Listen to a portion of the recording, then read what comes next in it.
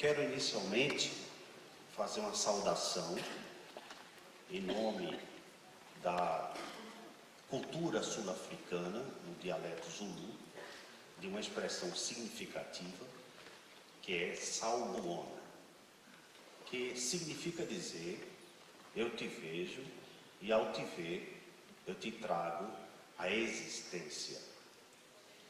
Isso é o primeiro indicativo daquilo que poderíamos considerar uma eventual essência da ética. A percepção da existência do outro sob o seu olhar, que iluminando-o, você dá cidadania a este. É um pressuposto importantíssimo porque não há ética sem o existir deste outro.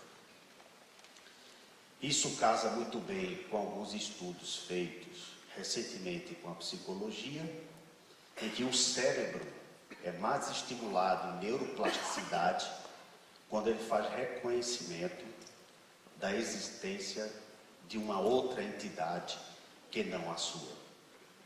Nós somos, filogeneticamente, animais racionais que dependemos dessa vinculação afetiva sem a qual nós adoecemos. Então, a ética pressupõe mais do que um conhecimento doutrinário, legislativo, normativo, uma vivência de natureza afetiva. Quando nós falamos em afeto, isso me remete à poetisa Amália Rodrigues, quando diz que de nada adianta, Amália Prado, de nada adianta ter o pão, a faca e o queijo se não tiver a fome. Então, o afeto seria o elemento antecedente a quaisquer motivações em busca de saciedade, em busca de nutrição. Eu preciso ter a fome. A fome é o afeto. O afeto é o desejo de me relacionar com esse outro. Então, esse é um princípio organizador fundamental para que nós entendamos inicialmente que ética não existe sem a existência de um outro. E isso casa muito bem com toda a estrutura epistemológica do Evangelho e o que antecede o Evangelho também, principalmente a sabedoria israelita que inspira o Novo Testamento. E aí eu trago também, para que nós possamos ilustrar alguns elementos pedagógicos ao qual eu quero me concentrar nessa reflexão sobre ética, especialmente a cristã, no seu correlato com a saúde psicológica, que é o mito de Giges. Um desenho, diríamos, bem crítico, reflexivo de Platão. Giges era um cidadão muito conhecido da polis grega, conhecido por ser uma pessoa, digamos, moralizada, uma pessoa de referência pública, uma pessoa que tinha uma performance social bastante convincente, que trazia para ele a fama de um dos mais honestos homens de Atenas.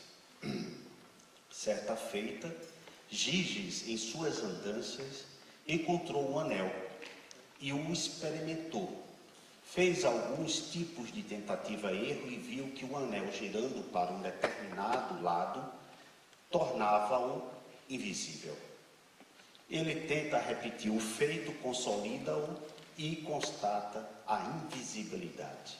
E se deu conta de um outro poder, que é o poder da invisibilidade, que o tentava fazer coisas que antes ele não se aventuraria sob a análise ou olhar do outro.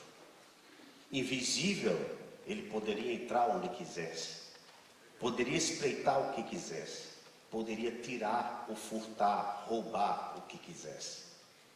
E aquele homem, como protótipo de honestidade ateniense, dado o poder inesperado que lhe foi depositado pelo efeito mágico do anel, se viu naquele momento profundamente tentado e começou o processo sutil de corrupção, que sempre se inicia numa autorização do tipo: ninguém vai ver, é uma coisa muito pequena, supostamente não vai prejudicar mais ninguém, Por que eu não posso fazer? E nesse instante, Giges começou a se envolver dentro desse protocolo de se permitir, dada a invisibilidade, a práticas que contradiziam a sua famosa visão social de um homem honesto. Platão traz à lume uma questão importante. A invisibilidade determina o caráter ético. Por qual razão? Quantas vezes você jogaria um papel no chão caso você constate que não há uma câmera vigiando você? Esse é um fator interessante porque nos remete a uma outra questão muito importante também, que é a ética é aquilo que me autorregula sem a necessidade de aprovação do outro. Simplesmente designa o meu natural funcionamento. É ontológico, é próprio, é da minha essência. Eu não preciso ter um controle normativo para determinar meu comportamento. Simplesmente ele segue a lógica do meu afeto, da minha compreensão, daquilo que eu penso sobre as coisas. Implica fidelidade aos meus princípios. Então podemos entender, subscrever esse segundo ponto que eu quero deixar muito claro para criarmos essa ortopedia pedagógica que eu vou tentar montar aqui, que seria a minha proposta de reflexão sobre ética. Primeira questão, é impossível existir ética sem a existência do outro. A ética pressupõe um atributo de relação social. Segundo ponto, é muito importante que a minha prática ética seja desdobramento de uma consciência que arbitra comportamento sob o olhar do outro ou não. É um funcionamento que independe da aprovação das outras pessoas. Não existe ética enquanto estiver numa representação de palco, demonstrando uma cidadania de honestidade, mas que não corresponde à essência da minha vivência.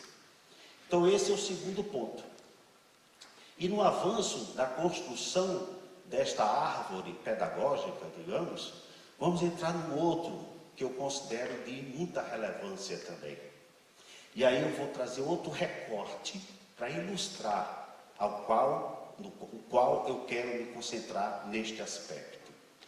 Em Confissões, Agostinho traz uma imagem muito curiosa. Cita ele. Existem dois tipos de prisioneiros. Um que está dentro da cela, sentado, olhando para o chão, conformado com seu aprisionamento. E existe um outro prisioneiro, que está de pé, com o rosto entre as grades, fitando o céu, se perguntando o que devo eu fazer para poder adquirir a minha liberdade. Nós temos prisioneiros das falsas éticas. Temos os libertadores que se propõem a correção ética. Qual dos dois seria o padrão mais adequado? Porque o sujeito não nasce ético. Ética não é uma herança genética. Ética é uma aprendizagem. É desenvolvimento pessoal que o indivíduo cria na sua relação com o seu ambiente familiar e cultural. Então é curioso pensar que a liberdade tem um cruzamento com a formação ética do indivíduo. No entanto, que fique bem claro dentro do que eu posso entender, a ética, por ela não estar no código genético, pode existir uma predisposição, eu estou falando à luz das ciências acadêmicas, como predisposição não está no código genético, o que indica que muitas vezes o indivíduo aprende a ética errando. E quando a gente traz a dimensão do erro, mas não o erro desatento e irresponsabilizado, porque nós demonizamos um fator psicológico de muita importância dentro da nossa cultura de saúde mental, que é higienizar o sujeito de quaisquer tipo de atributos que o negative. O que é higienizar? Eu pensar que eu sou bom quando nada de mal eu sinto, ou quando não sou atravessado por emoções que eu as nomeio como negativas. Eu sou um sujeito evoluído quando eu não sinto tristeza, não padeço da raiva e não estou tomado pelos medos. lei do engano. Quando a gente começa a avançar numa compreensão que o sujeito ético ele é formado na tentativa e erro, a gente se remete a uma essência postular do Evangelho. O Evangelho é uma lição da doutrina da aprendizagem via erro, porque o colégio apostólico de Jesus foi constituído por pessoas de só menos importância de projeção sociocultural. Não foram os doutores da lei, foram as pessoas simples com as quais ele interagiu. A grosseria de Pedro, o comportamento à luz das ciências sociais de Maria Madalena como prostituta, ele procura justamente aquilo que caracteriza a essência forte do homem, seu lado humano. Aquilo que nos espezinha é o que talvez possa nos libertar. Não a negação do espinho para adquirir uma falsa luz. A aprendizagem com o espinho, com aquilo que te perfura, é o que pode te abrir para um novo mundo. Então essa concepção de uma ética construída na tentativa e erro com o usufruto da liberdade consciente, à maneira do segundo prisioneiro agostiniano, de estar olhando entre as grades, mas procurando adquirir a sua liberdade. Então a ética é um esforço de autossuperação. No entanto, nós estamos num tempo contraditório à proposta de ética como esforço de autossuperação. Porque o esforço foi tirado da categoria do comportamento cultural contemporâneo desde que houve o atravessamento da grande corrupção da aprendizagem cognitiva, que é a facilidade de aprender as coisas como produtos de consumo. Tudo dado e tudo muito fácil. Não por acaso a literatura clássica agoniza nas prateleiras das livrarias e o que se vende são literaturas expressivamente apáticas que não estimulam nenhum tipo de raciocínio libertador e muito menos propõem o principal eixo da saúde mental, que é a singularidade. É tudo repetição quando tudo é muito facilitado. E a cultura da facilidade, que é típica da sociedade de consumo, que nos exime do esforço, aparentemente nos traz o conforto. Mas muitas coisas que te agradam podem ser um grande elemento bloqueador do teu desenvolvimento. Não é o conteúdo do que me agrada ou me desagrada que pode dizer qual é o meu melhor caminho. Muitas vezes a gente opta pelo aquilo que me agrada como sendo o critério do melhor caminho. Ou a facilidade, ou como as coisas chegam para nós. Então nós extinguimos o fogo do esforço. Dentro de uma modelagem subjetiva, por parte de uma ideologia de consumo, que diz, para que você se matar se eu posso te dar de graça na embalagem de um produto? O que acarreta isso para a produção do sentido ético do indivíduo? Lembremos-nos do que eu coloquei, que a ética é muito mais uma construção afetiva. O que é afeto? É aquilo que eu sinto e eu produzo como resposta para o mundo frente ao estímulo recebido. Mas qual é a resposta que eu vou dar ao mundo se eu não tenho como ser estimulado por algo que eu logo resisto quando eu interpreto como sendo um conteúdo desagradável? Que impacto tem sobre o meu empobrecimento cognitivo achar que o difícil é ruim, o fácil é o melhor?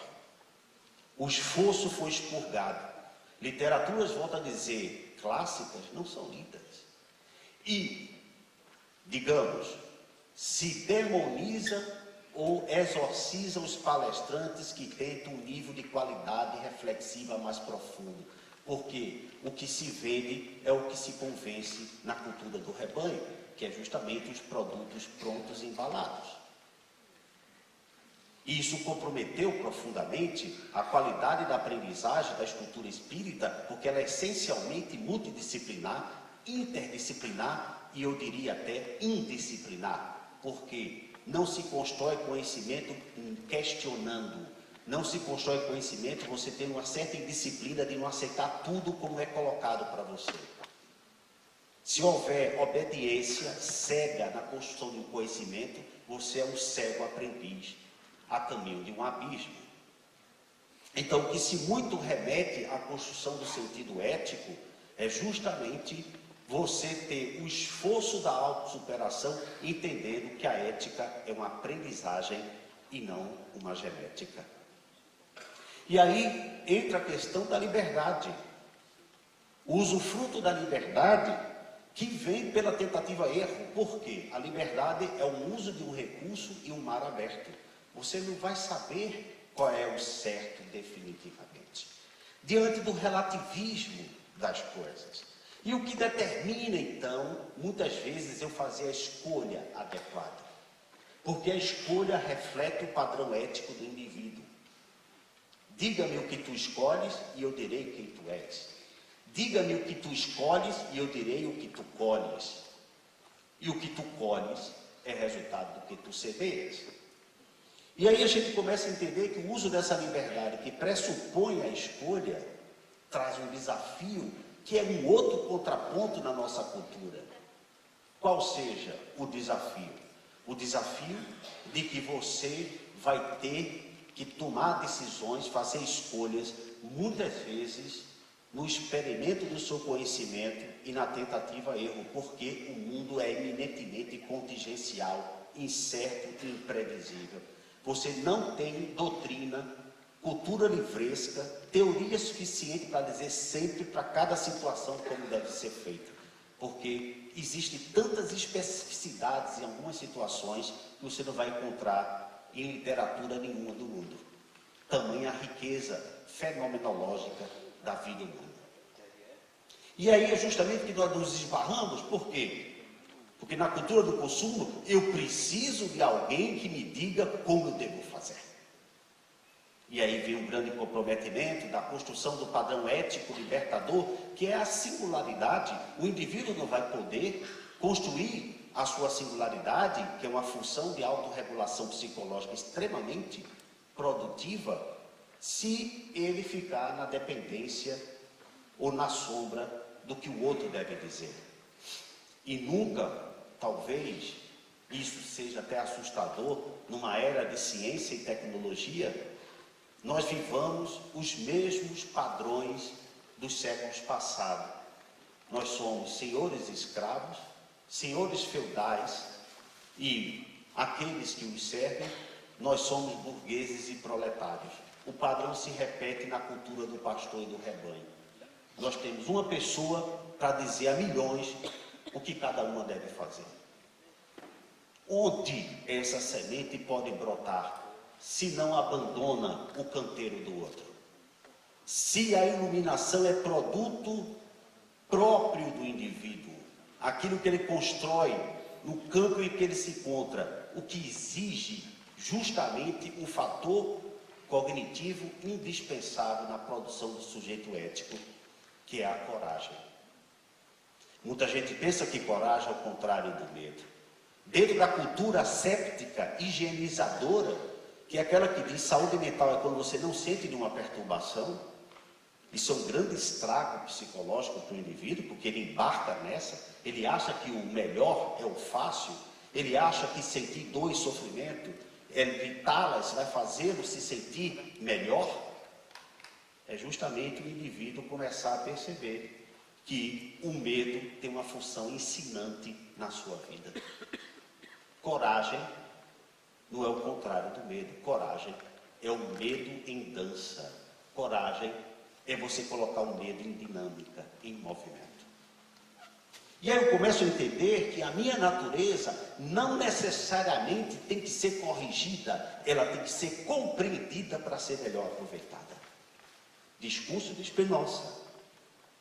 Eu preciso compreender com coragem aquilo que me tortura enfrentar, a tentar anestesiar, porque na cultura séptica nós anestesiamos nossas dores, o que criamos uma cultura de indivíduos expressivamente vulneráveis, como nós assistimos às altas taxas suicidárias que deflagram que quando você rompe o namoro, alguém quer tirar a própria vida, ou sofreu uma simples frustração, a sua vida perdeu o sentido, porque é uma cultura que superficializa a relação do homem com a sua existência, que ela é caótica. Como diria Friedrich Nietzsche, Dentro de vós há um caos, e deste caos devereis fazer uma estrela bailarina. Nada mais função pedagógica do que esta. Então, como é que é essa trajetória do homem ético? Dentro dessa perspectiva, volto a dizer, da nossa árvore pedagógica.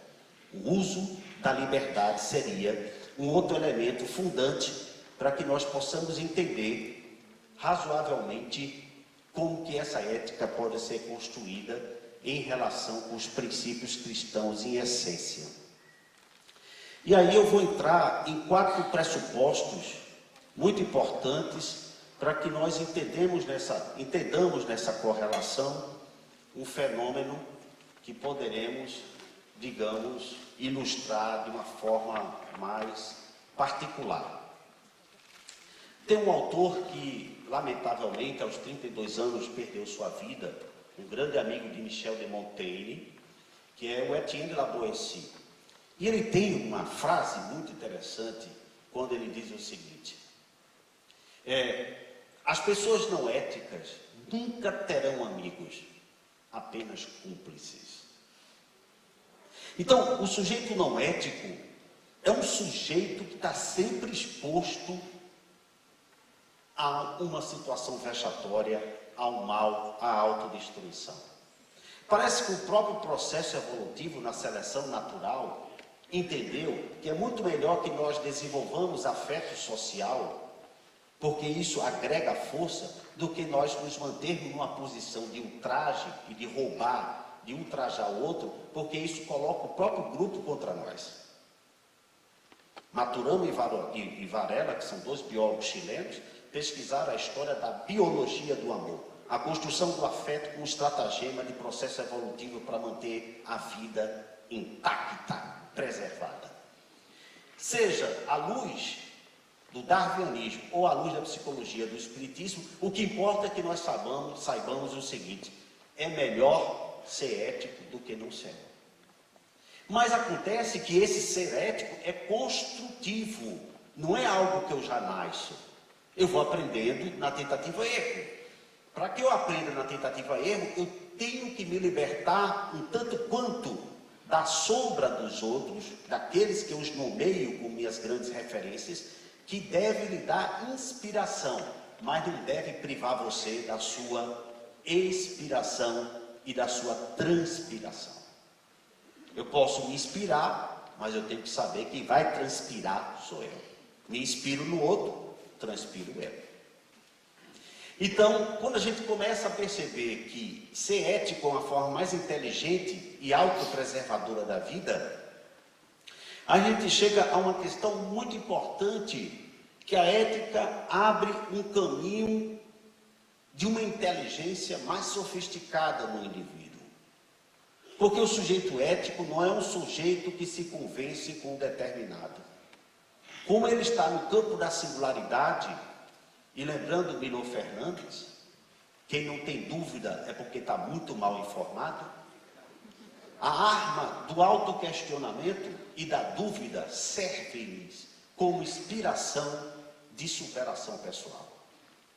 Vejam que coisa interessante, eu estou tentando fazer um choque analítico com o que normalmente nós somos modelados a pensar com nossa cultura voltada ao consumo e aquilo que de fato nós não praticamos, talvez por falta de um conhecimento mais aprofundado, ou que nós decidimos não enfrentar esse outro caminho que de fácil não tem nada. É um caminho realmente mais difícil, mas que parece que a libertação está mais num caminho difícil, não que seja a regra geral, mas dominantemente sim. Então vejamos que se a liberdade conduz-me ao uso da escolha por tentativa e erro, que eu tenho que trabalhar minha singularidade, então eu estou trabalhando a essência da ética, que é a competência do sujeito mudar estrutura de crenças. Quem nunca na vida mudou uma crença sua é mais um prisioneiro agostiniano, sentado no chão, conformado com a prisão, do que aquele outro que está contemplando as estrelas e procurando saber o que devo eu fazer para ser livre. Porque, de fato, se você não tem a plasticidade da mudança, você não tem a ascensão. Porque esse é um pressuposto também darwinista, o que gera processo de evolução e adaptação. Muita gente pensa que evolução significa praticamente aperfeiçoamento. Não. Significa primordialmente adaptação. Um exemplo simples. Um peixinho laranja que vive nos mares australianos. Ele tem 6 meses de ciclo de vida. Cor laranjinha, muito ativo. Nos 2 primeiros meses, cheio de energia metabólica. E ele tem uma visão giroscópica de 360 graus. No momento que ele vai alcançando o 4º mês de vida e pressente que só tem mais 2, porque isso é um processo de inteligência automática, robótica da natureza, ele começa a desenvolver uma toxina para economizar energia metabólica e diminuir seu campo visual em 180 graus. Se a evolução for somente aperfeiçoamento, o peixinho está contradizendo a lógica da natureza.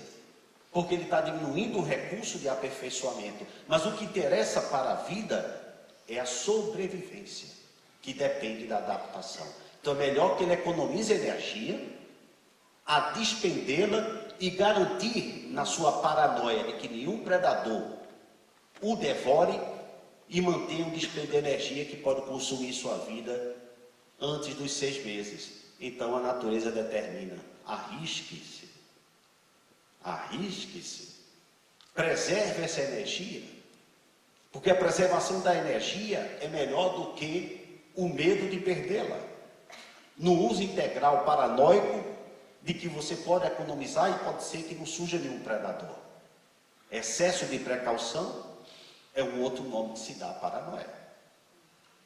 Então, percebamos que a ética é uma inteligência comportamental de preservação e economia de energia emocional para que eu aplique num momento certo das coisas.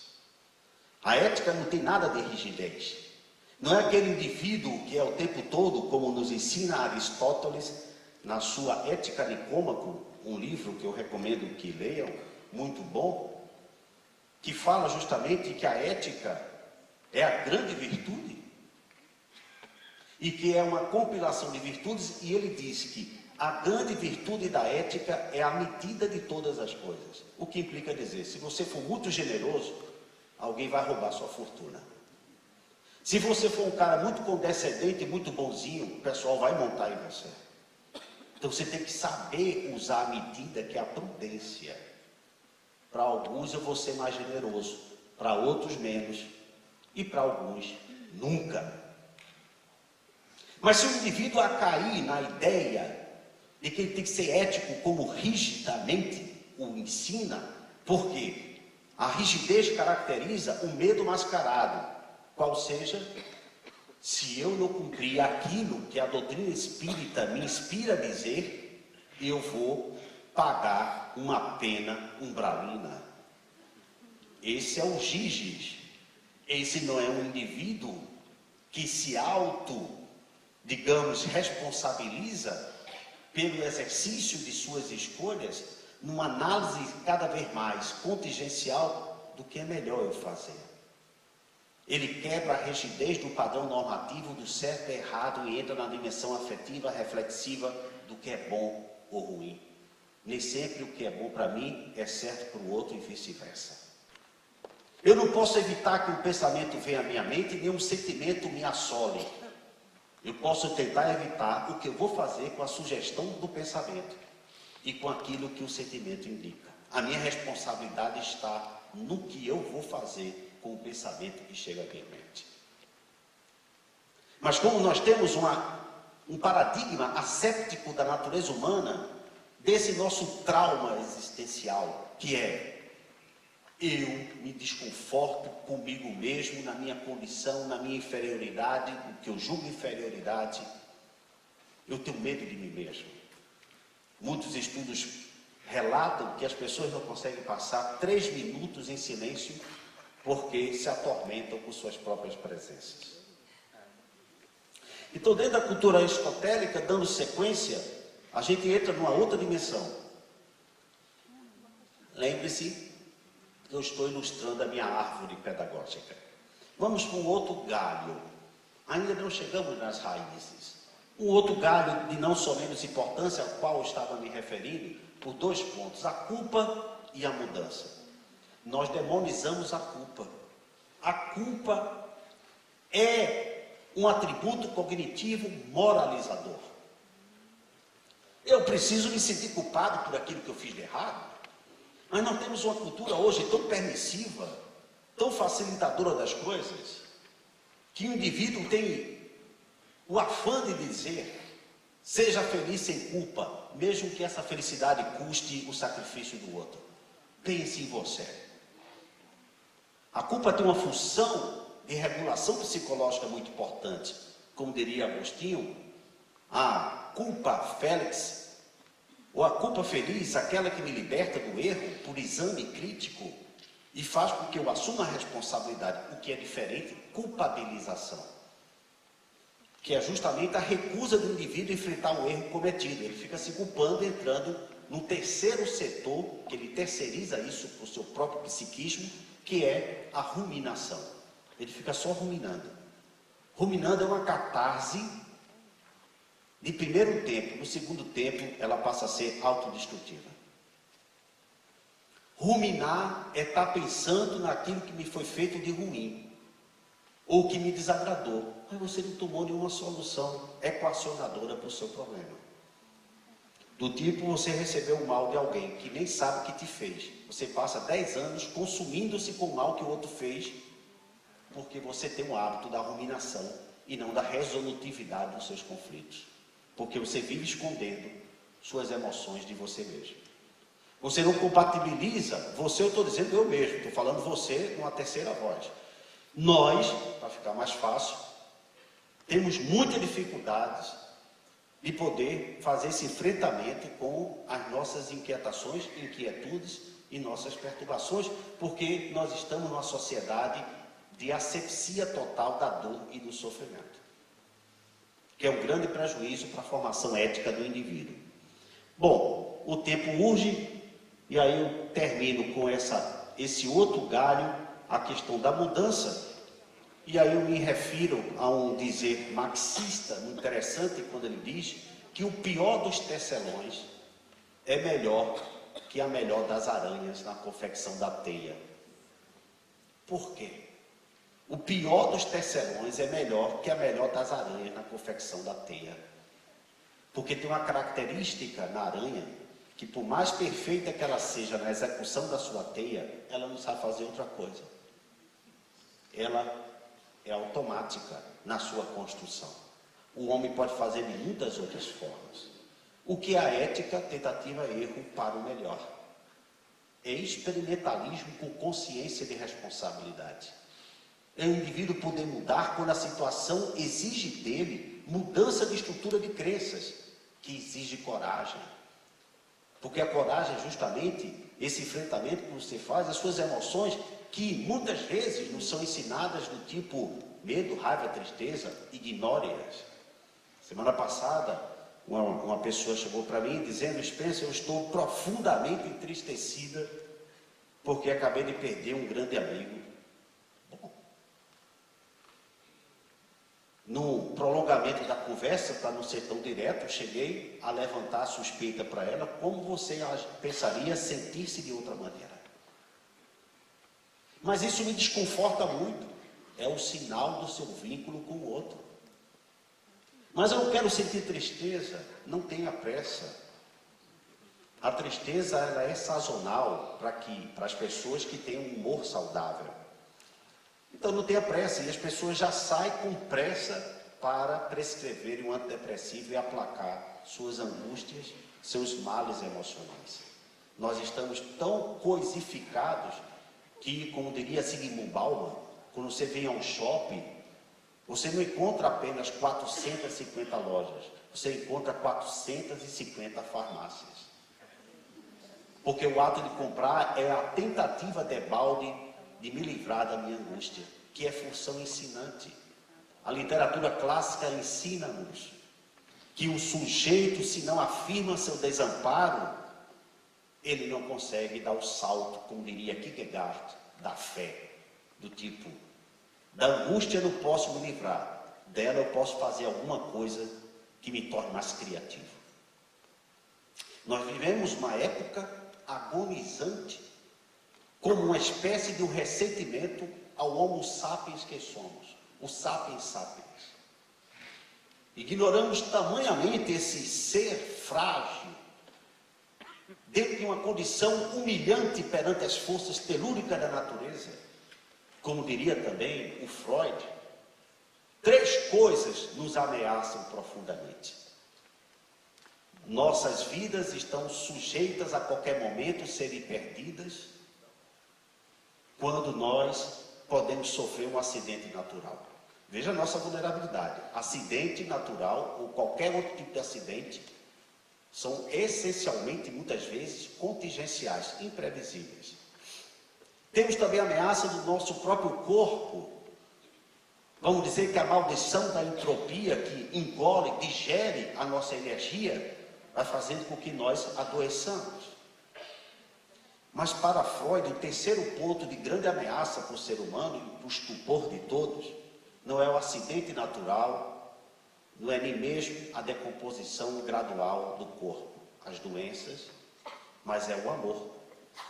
Porque ele diz que nunca estamos tão mal protegidos contra o sofrimento, tanto quanto estamos amando.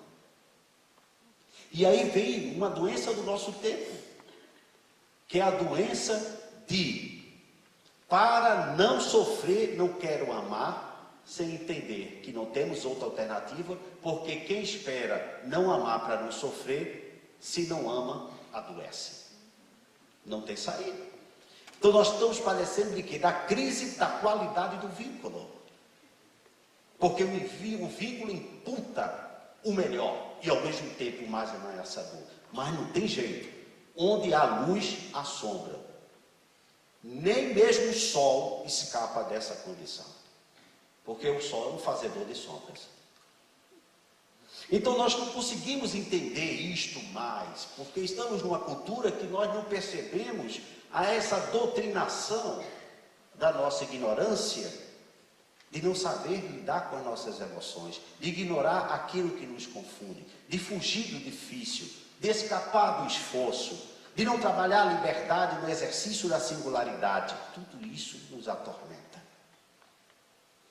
E aí, para entrar na raiz, eu pensei, como me deram 4 palestras para fazer em 2 dias, eu pensei em dar palestras sequenciais, do tipo, vou ver alguns pontos e dar sequência como se fosse um leitmotiv, um fio condutor que amarra os 4 pontos temáticos que me foram sugeridos.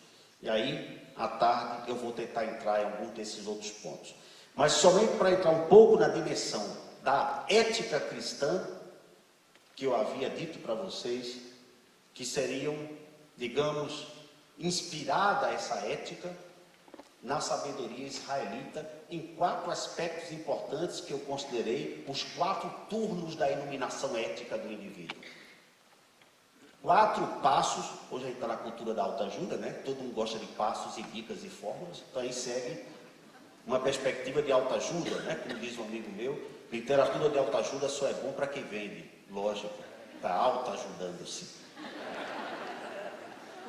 E aí, esses 4 turnos, que eu vou me aprofundar à tarde, para dar apetite e vocês voltarem depois do almoço, sem direito a um sono, está baseado no primeiro ponto dos provérbios, no segundo ponto baseado nos Eclesiastes. Olha que eu peguei brabo nessa situação. Eu estou pegando literatura bíblica de antinomia ou de contraposição feroz à cultura contemporânea, que é o que forja a saúde mental. Ou seja, primeiro ponto, Provérbios. Segundo ponto, refiro-me ao Eclesiastes. Terceiro, a Jó. Jó é o grande recalcado da cultura do bem-estar subjetivo da contemporaneidade. Mas todos nós temos um Jó dentro de cada um.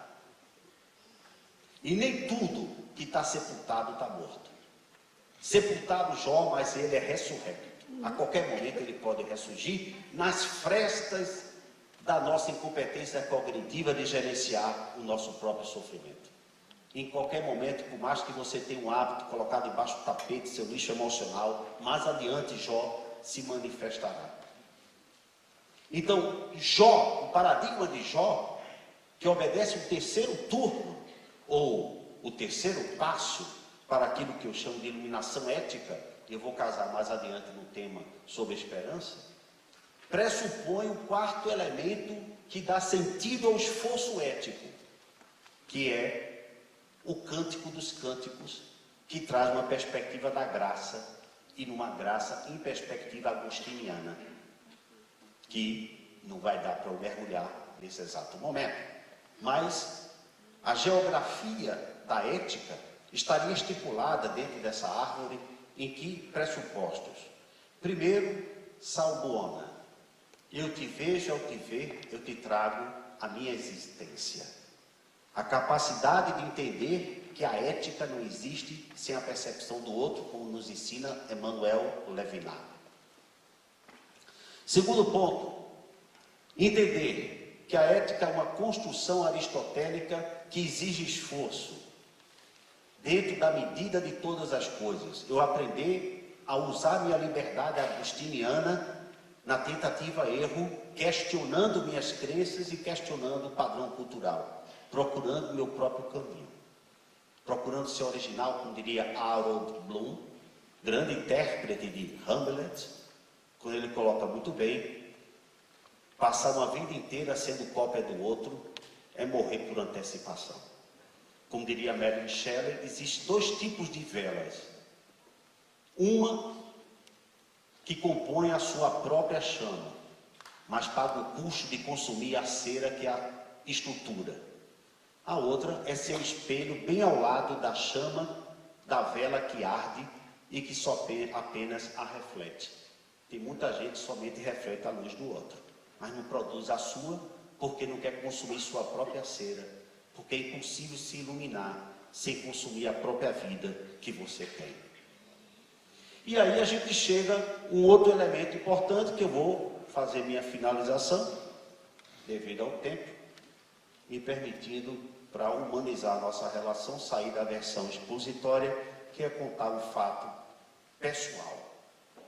Isso cabe na lição retórica. Quando eu era criança, 10 anos de idade, naquele tempo 10 anos era criança, não era pré-adolescente, né? A questão da criança é muito interessante, que ela vem subsumindo na nossa cultura hormonal, né? Cada vez mais a sociedade de consumo quer criar seres sexualizados, porque o ser sexualizado consome mais. E aí as crianças estão perdendo o seu viés do lúdico para se tornar o viés do consumo. Então, quando eu era criança, 10 anos, eu tinha uma grande aspiração, que era ganhar uma bicicleta. E aí, lógico, vocês devem calcular que eu não sou tão velho, mas a essa época se tinha uma propaganda que eu acho que vocês, ou a maioria, devem se lembrar, que era a propaganda "Não esqueça a minha calói". Era uma ideia publicitária, você colocar bilhetinhos para que o papai, mamãe, quem quer que fosse, não esquecesse da bicicleta de quem aspirava a tê-la. Essas coisas lúdicas acabaram, porque hoje a gente não deixa bilhetinho mais para ninguém. A gente deixa justamente as crianças atuais. Elas não pedem, elas já chegam ordenando, né? A ideia do direito sobrepõe a ideia do dever. Então, eu, quando fui perguntado por meu avô o que eu gostaria de ganhar no meu aniversário, eu não pensei duas vezes, porque ele já dispensou eu ter que escrever bilhetes. Eu aproveitei e disse, eu quero ter uma bicicleta. Ele olhou para mim e disse, eu vou lhe dar um presente que você nunca mais vai esquecer. E lógico que eu associei a ideia da bicicleta. Vocês imaginem a expectativa de uma criança que nunca teve um presente e que teria o melhor naquele entendimento para mim, que existiria no mundo dos brinquedos, ou no mundo das brincadeiras, ou do lúdico, e que meu avô afirmou peremptoriamente que daria. Não disse diretamente a bicicleta, mas insinuou um presente que nunca mais eu esqueceria. Mas chegou o fatídico dia, e eu vou dizer por quê, e vocês vão entender. Quando eu estava na sala, meu avô entrou com um pacote sob um véu, vamos dizer, um lençol branco, que pelo tamanho do formato do presente, eu calculei ali o guidon, as duas mãos. Comecei a viajar, se tinha buzina ou não, procurei algum tipo de saliência para caracterizar a buzina, se tinha algum bagageiro ou não, enquanto ele fazia um pronunciamento. E aí eu nem escutava o que ele dizia, só ficava com os olhos calculando ali o tamanho da bicicleta, que esperava ser a Calói porque eu não queria a Monark. Até que fim ele suspendeu o lençol, e aí eu padeci da segunda angústia de separação. A primeira quando saí do útero, a segunda quando eu tive que voltar para o útero. Porque não tinha bicicleta nenhuma, o que tinha era uma gaiola com a patativa dentro. E eu não entendi nada. E naquele momento o meu avô chegou com um certo sarcasmo e ironia e disse, comprei para você e como havia lhe dito, é um presente que você nunca vai esquecer. E eu olhei para ele e disse, tenha certeza. Absoluta. Que nunca vou esquecer. Retive o choro, fui para o meu quarto e comecei a chorar. Pior ainda, o passarinho não deixava de cantar. A reminiscência da dor é pior do que a dor quando foi causada no seu fator anterior. E o passarinho cantava, ficava pendurado na porta do meu quarto. Eu saía todo dia atormentado, visitado pelo fantasma de Hamlet, do pai de Hamlet. Escutava aquela voz musical do passarinho, que não tinha culpa nenhuma, o bichinho, mas aquilo me atormentava até que depois de 2 meses, muito entristecido, quase um quadro depressivo, TDAH, não tinha esse diagnóstico para ser despercebido, recebia muito bullying, porque hoje qualquer tipo de brincadeira em colégio é bullying, qualquer tipo de, digamos, nós estamos numa cultura muito auto-vitimizadora, você não pode dizer nada, uma piadinha que as pessoas logo se vitimizam. Então ali eu não tinha como identificar muito bem o que estava sentindo, era normal para mim sofrer. E quando eu estava chegando em casa, meu avô me viu, me chamou para uma conversa e disse, olha, eu não preciso repetir, mas eu tinha lhe dito que eu lhe daria um presente que você nunca mais esqueceria na sua vida. E eu olhei para ele e disse, poxa, não é possível que ele está botando dentro da ferida mais uma vez. Me diga o seguinte, o presente não é o passarinho. E eu fiquei atônito para escutar o que ele queria dizer no seu viés filosófico, quando ele disse, o presente que eu queria lhe dar, e você nunca mais vai realmente esquecer, é nunca engolir aquilo que você não aceita. É procurar ser autêntico na relação com as coisas. Quando eu perguntei a você se você tinha gostado, você olhou para mim e disse, o que é que eu vou fazer, né, vô? Você ficou 2 meses atormentado, reprimindo os seus sentimentos. Você passou a agir comigo falsamente, porque várias vezes eu passava ali, você dava um sorriso para mim. Mentiroso desde criança, vai ficar um adulto ainda pior. Então, o que eu quero deixar para você, que vai ajudá-la a voar um pouquinho mais, é justamente a ideia de você ser autêntico, de seguir a sua trilha, de apostar naquilo que você sente, ousar pensar, como diria Kant, sair do rebanho, visita os pastos sobrancelhos, sobe as montanhas solitariamente, depois desce como Zaratustra, visita o povilhéu, visita as pessoas que tu ama, mas não deixa de ter o espaço privativo que caracteriza a tua alma, teu espírito, teus sentimentos. Tente agir teus sentimentos, teus pensamentos em consonância com os teus valores. E aí, por que eu me lembrei disso? Porque quando ele falou a palavra valores, isso me remete à ideia da ética. E me remete à ideia da ética cristã. E me remete às ideias da saúde mental contemporânea. Que não é de higienização, é de imunização. Porque o organismo se fortalece quando ele enfrenta um antígeno. Não há macrófagos ou linfócitos se não houver ameaças agressoras. Ao contrário, quando eu tiro todos os antígenos, todas as bactérias, todos os vírus, e procuro preservar demais aquele organismo, ele emurchece. Porque nós somos criaturas que saímos da caverna e estamos aqui muito graças à nossa competência imunológica, capacidade de superar, de resistir. Existir é resistir para não desistir. Então, eu espero entrar um pouquinho mais para fazer um alinhamento com a perspectiva da esperança no segundo tempo, a respeito destas 4 temáticas que eu trouxe da sabedoria israelita.